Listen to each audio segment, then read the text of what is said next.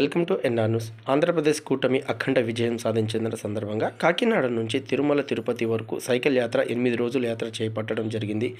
మార్గదర్శిలో శ్రీనివాస్ శ్రీకాళహస్తి నియోజకవర్గ ఎమ్మెల్యే బొజ్జల శ్రీధర్ రెడ్డిని కలవడం జరిగింది. బొజ్జల శ్రీధర్ రెడ్డి మాట్లాడుతూ తిరుమలలో శ్రీనివాస్కు దర్శనం మరియు వసంతి గృహం ఏర్పాటు చేశామని అన్నారు.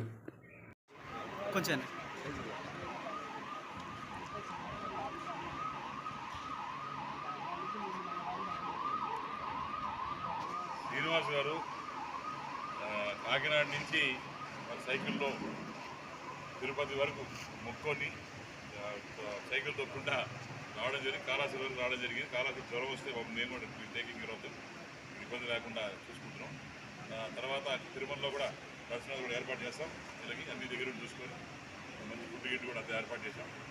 వీళ్ళకి ఇలాంటి కార్యకర్తలు ఉన్నారు కాబట్టి ఈరోజు పవన్ కళ్యాణ్ గారు కావచ్చు, ఇటు తెలుగుదేశం పార్టీ కావచ్చు, బీజేపీ కావచ్చు, అందరి తరఫున అయినా ఏ పార్టీ అంటే ఆ పార్టీ కాదు సార్, అన్ని పార్టీలు మాకు ఉంటాయి అని చెప్పి 3 పార్టీల తరఫున నేను వచ్చి మొక్కున్నాను అని చెప్పి చెప్పడం మన పెద్ద మనసు.